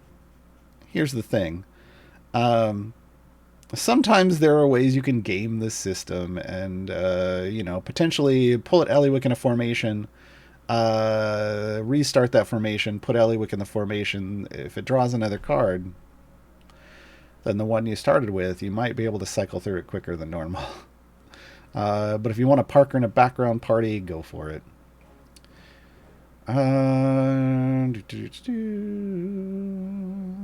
D2 Crafty, so who's more important in the group, Averin or Valentine? I mean, they're in different slots, so why do you have to choose? I'm not really understanding the difference there. Whenever it's in a different slot, ¿por qué no los dos? Otherwise, if it was the same slot, the argument comes down to which one on your account provides the better buff in that specific scenario. And that's something only you will know. Dr. Skills, do Crux and Vin Ursa synergize well in Xerxes variants? Yes, actually. Commodore Crux, who desperately needs skins, and because they desperately need more skins, I have put a list of skin suggestions for CNE on the subreddit. You're welcome. There's 42 suggestions. and they're just gold. We came up with them on my stream this week, and they're fantastic. I think one of my favorites is Canadian Crux. They were all based off keeping the C, so it's all C Crux. I think the best one is Canadian Crux, where it's Crux, but it's a moose. It's a moose with the antlers. Go full Bullwinkle with it. I want to see that so bad. Yes, Mars, you need to go. I can't believe you haven't yet. It's fantastic. So go check that out over on the subreddit. So yeah, they do, because our friend Commodore Crux has an ability down here called Foe of Xerxes, where every time any favored foe is defeated, and remember, Vin Ursa creates favored foes, it increases the damage of all hands on deck up to 25 times until you change the areas. So it can make Foe of Xerxes stack up fast to max out the Foe of Xerxes buff. Outside that, I mean, they have some synergies in that they can go, they're both wild space lovers. They can go anywhere. So you can always tag team them once you get them both. And Commodore Crux likes to buff the back row, so you can set that up with Vin pretty well. You can set that up with Vin Ursa pretty well. I'm just going to leave Crux in here, and we're going to try the boss again. Erebur comes in with the stuff that I'm not going to be able to answer. How should Valentine be used with Archon and Warduke? I don't use those two champions. Like if I can avoid it, ever. Just personally, I don't like dealing with positional formation abilities a lot.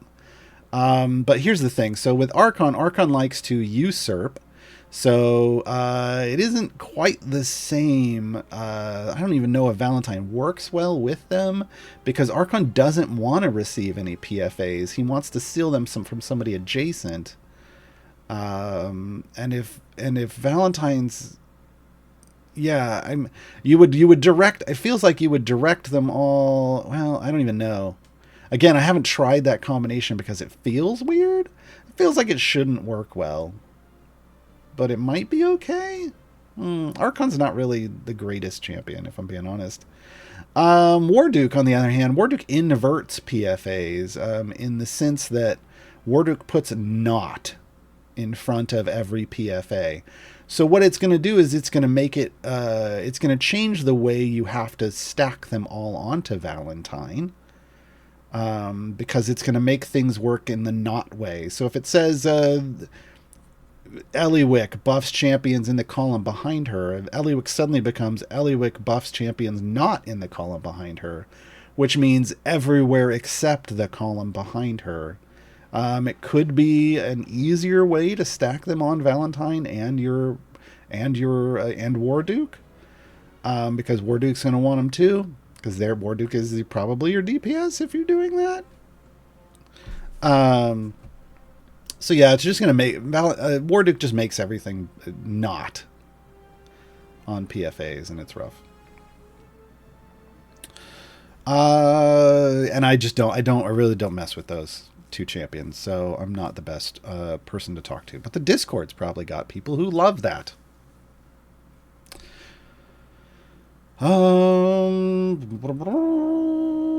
Martyray, I grabbed this one. You didn't put question colon in front of it, but I grabbed it anyway because it's a good question that I'm sure a lot of people have had. I'm having trouble advancing new targets acquired. This is Vin Ursa's special achievement. Have any ideas? Yes, because if you'll notice, I'm 100%.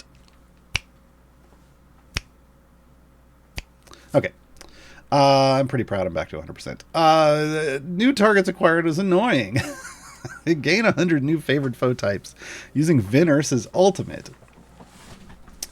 I kind of already said there's some basic things that you want to do here, because Vin Ursa has to crit with her ultimate. And it has a 20% chance of its own. But slotting those crit feats, getting both the crit feats, is going to help a lot. Because that's going to give Vin Ursa a base 32.5% chance to crit if you have both of them. And the 20% on top of that means that the ultimate over time will crit half the time. So, 50% of the time, 52.5% of the time, it works every time. If you get that scenario going. Adding War Duke into your formation, if you have War Duke, and putting them in their crit specialization takes that up to 62.5, which is as close as we're going to get to every 2 out of 3, which ain't bad, as we know. Those things are helping. So Wolfgar in a formation, in the crit spec, Vin Ursa with both crit feats. And then you want Dungeon Master. If you have them, Dungeon Master will help. It will make it go twice as fast for you, because Dungeon Master ultimate resets someone else's ultimate and lets you use it again right away. So you can park those 3 champions in your formation. You can park a familiar on the ultimates for Vin Ursa and Dungeon Master, and you'll get 2 for 1. You'll get 2 fires, and if you're at that 50% point, that means you're pretty much getting 1 every time the ultimate goes off, and you'll be able to complete it. It still means you're going to have to fire off that ultimate at least 100 times, and it's a long cooldown ultimate. One of the things I did to make it faster was I put those 3 champions in the formation, saved that formation with familiars, loaded it into my Modron core. Oops, I don't have one up here. Loaded it into my Modron core. I don't have it in here. It's in Sword Coast. Hold on. Right here, Vin Farm. And then I parked it at the lowest area goal I could. And then I let it cycle on its own until it finished. And what happens with why would you do the lowest area goal? Well, look, if it would have let me reset it on area 1 or on area 2, I would have. But this means the ultimates are going to fire off a couple times before it resets. But when it resets and you start over, it refreshes your ultimates. So it just made it pretty quick. It made it pretty quick for me. So that's a way to do it. Again, if you don't have Dungeon Master, just Wolfgar and Vin Ursa. I hope you have Wolfgar. If you don't, Vin Ursa on their own, just trying to fire their ultimate as often as possible is what you're going to have to do. It's one of those things where if you want to farm it, that's your only option. Otherwise, just use Vin Ursa a lot, and you're gonna earn it, because you're always going to want to have a familiar on her ultimate when you use her. Oh, I'm going into lightning mode because there's now a lot of questions, and we don't have a lot of time. D2 Crafty. So in the variant, should I bother pushing deeper? Just go to the gold chest and stop. In a variant of any kind, whether it's an event or otherwise, just get to the completion and bail. There's no reason to go further.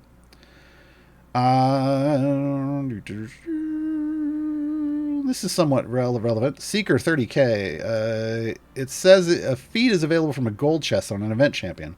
Will that feat come from normal gold chests or only from gold chests for that champion?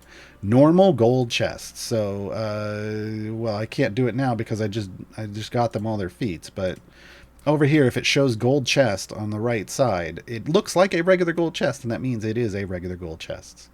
Regular gold chests are the only way in the game to get those gold chest feats. They don't come from anything else. Trying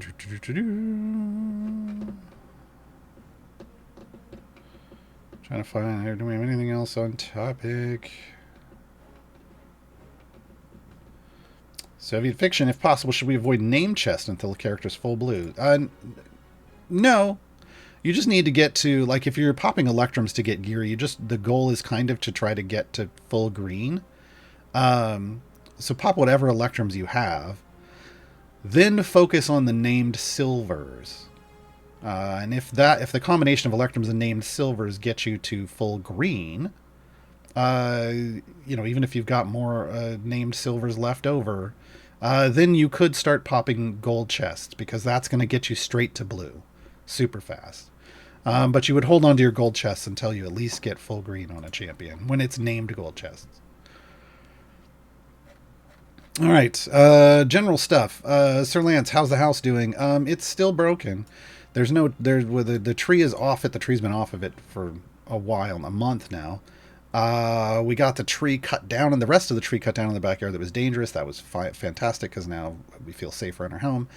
we're still dealing with the insurance company and the contractors to try to get an agreed upon situation for them to come in and start fixing all the damage, and even looking and exploring for more damage, because they're going to have to open up the walls in our house to see if the structure was damaged.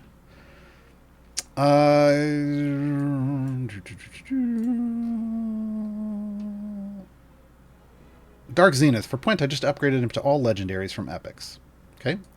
Which of the possible buffs would you suggest is best to roll in general, and which has the highest potential? Oof. I don't know. Hold on. I have no idea. Because I don't really look at that until I get... unless I decide there's somebody I want to re-roll. I don't know that point is a high priority, but if you do get here... in general, I tend to look for, like, if it's just got the increase of damage of all champions by 100%, that means that's a great general. That's my recommended general one. If you've got that, I wouldn't re-roll it, because then it's working with everyone you ever use, right? Other than that, you're looking at, if you're trying to get the maximum bonus, it's never going to be these generic buffs. It's usually going to be these ones that, if it's based off... like the number. He doesn't have any of those. Okay. Yeah, he doesn't have any that are based off the number of something. So then you're just looking at the highest number, and that would be if your DPS is con score 15 or higher. There's 200%. Oh no, for each champion. That's what I wanted. It is. He does have one. Okay, so increase the damage of all champions by 30% for each champion with Dex score of 13 or higher. If your formation had 10 Dex 13 or higher champions in it, this would be a 300% buff. That's the maximum potential. I don't personally like, unless I know the exact formation, I don't like re-rolling stuff like this. Honestly, I'm going to aim most of mine at trying to be as generic as possible so I can use them with as many groups as possible, but you do you. So the general generic one is all champions by 100%. Phoenixine Ultimatum, any advice for figuring out where my wall is for Modron Briv gem farming? Oh, gosh. I seem to trouble finding a sweet spot of building both building stacks and not stalling on the boss that I land on. Is this something I just have to deal with? Pushing for more favor helps. This is a very complicated question. Usually what you're looking for first is you're taking your gold find and your Modron has to be like kind of neutralized to a certain degree.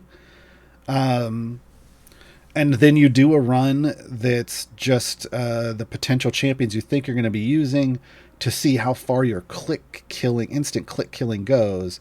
And then you have to look and see, is there an area I should be walling at? Is one of my target wall areas near this? And then you can potentially go up and go further with the turning on gold find nodes. Alternately, you can do it with the gold find nodes first and come backwards. And then once you figure that out, then it's about okay, now how do my champions kill once I'm past that? So it's not super simple. If you want to hit me up if you want to either hit me up on my streams on either Mondays or Wednesdays when I do Idle Chatter, that's a good idea on my channel, twitch.tv/Gaarawarr. Or you can hit up Lediath when Lediath streams. I think it's just twitch.tv/Lediath. They do a lot of Briv gem farming. And we can go more into it. That's rough. Briv gem farming is real hard to figure out. So, yeah. Asandir just completed Split the Party yesterday. Congrats. Set up my first gem farming group with the speed champions I have. Deacon, Har, Shandy, Human, and Minsk. Okay. Using a loop to 50 on Cursed Farmer. From what I'm telling, pulling around 950 gems per hour on average. Do you have any tips or recommendations on cruising this time? Yes! Switch from Cursed Farmer to Mad Wizard. And your reset area is either 30 or 80 or add some value of 100 to that based off how far you're click killing. Because when you're doing gem farming, you want a familiar on click damage down here at the bottom left, and then you want familiars on the field, at least 5 familiars on the field. You don't need the 6th, but you need the first 5 are good. At least 3. 5 is better. 3 on the field, 1 down here, and then 1 on each of your speed champions. Save that in your formation, because the first 30 areas of Mad Wizard are your fastest 30 areas in the game for a normal free play. So yeah, switch to Mad Wizard, try that out, figure out how far you're instantly killing with click damage, and then set up back up to either the 30 or 80 variant of that, and that's going to be your speed stuff. Plume if I'm not attained a particular champion or have the champion but little or no equipment, then later collect season rewards which increase item levels for that champion. Do those level increases show up when I later obtain the champion or various pieces of equipment? I don't think you can claim item levels if you don't have the... I don't even know. I don't think you can claim item levels for a champion if you don't have that champion yet. I think that reward is unclaimable. Like 25 item levels. I don't think I can claim this if I don't have Wolfgar. But I don't know for sure because I own all the champions.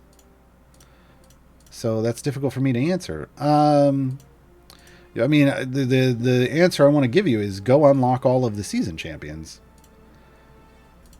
But yeah, I don't think you can claim it. I think they do that on purpose so you don't waste it. And then there's a lot of gear in there. Between Electrums and the season chests that you can open, you should get some gear, and then you can claim those, and it's fine. Everybody in chat saying it's grayed out. Good, thank you. That's what I thought. Morikale, what is a background party? Or where can I check out a newbie guide? Chat can help you out with a newbie guide. I wrote it. Somebody link my guide in chat, please. But a background party is over here. You can have up to 3 of them. What did I do? No, it should have been that. There we go. You can have up to 3 of them. I guess I unclicked the wrong thing. I should unclick that over there. You unlock them by doing an adventure called Split the Party. To do Split the Party, you need 2 champions in every bench slot. So you're going to need a minimum of 24 champions. Something to work towards. Viking spawns. What's a good first slot 12 unlock with a time gate? A good first one with a time gate? Either Miria, or Zorbu, or Melf, or Penelope, or Dob. They're all solid. Miria and Zorbu are kind of, Miria is good for keeping your tank survivable. Zorbu is a good alternate DPS option. Just know that you can unlock Azaka in Tomb of Annihilation if you just want to get a free one. Ominous Outlook. How did you get so many named gold chests so quickly? Bounty contracts. I'm going to keep coming back to this. Saving your bounty contracts to use during event gives you extra tokens. And those of us who gem farm a lot, like I'm down to 1.18 million gems. I was almost at 2 million. We buy lots of chests and open lots of chests. In general, you should be taking your gems and buying chests and opening chests. That gives you power. Some of that power is delayed, like a bounty contract. You pop them during an event, you get a lot of gear. And I had a lot of general questions here, and I'm not going to be able to get to all of them. If you could redesign one part of the game, what would it be? One part? Just one part?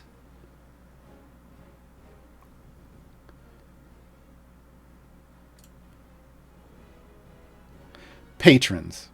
I would redesign patrons. I think that would have the most impact. Lazy Cat, what kind of questions do you enjoy the most? Lore, new players, snarky, tier list, or others? The ones that are real crunchy about systems, and I know stuff about it. I like I like talking about that kind of stuff. The worst ones are anything that involves math, because I can't do math on stream. In your opinion, which champion has the best beard? Oh my god, I don't know. I'm not in the game yet. So, follow on. Which beardless champion would benefit the most from growing a beard? Canonically, Caddy Bree. Shevik, are you streaming on your channel later? Yes. In an hour or maybe less than, because I'm making lunch today. I'll be streaming over on my channel, Twitch TV /Gaarawarr. We finished Star Wars Jedi Survivor, the story, and now I'm just trying to collect all the stuff.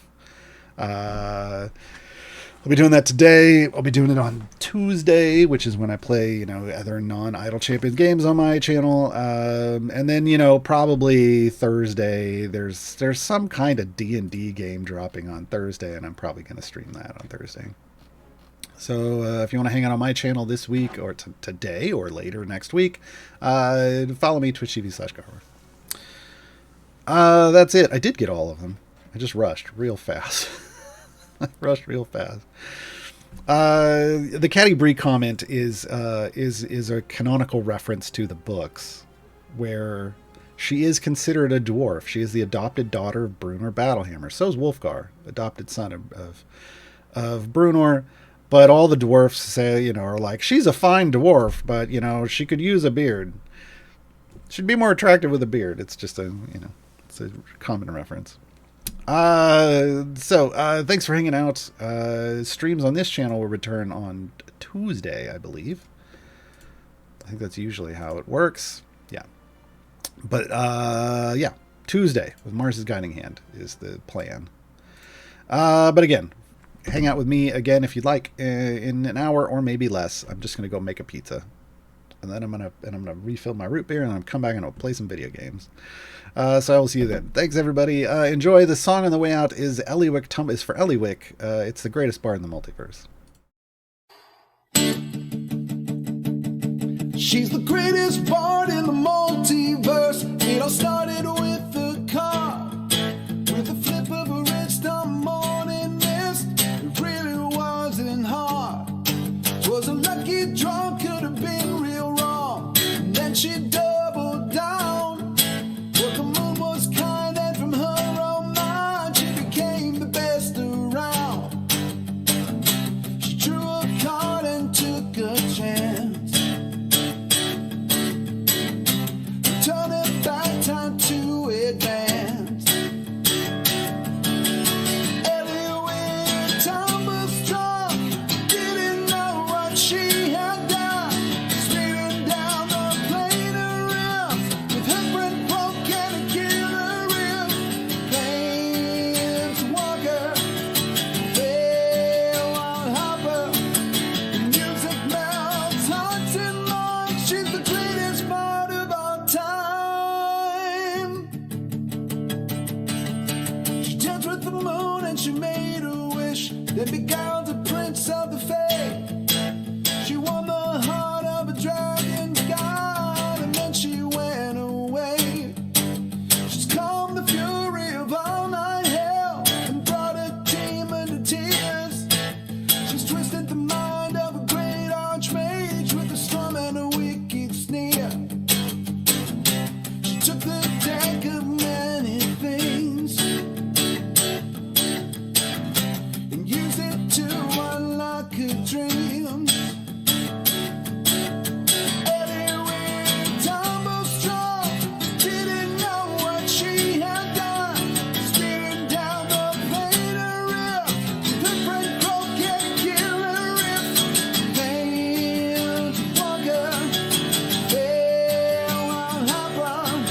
The music melts hearts and minds. She's the greatest part of our time. She's been to Kryn and Eberron, to Ravnica she's been and gone.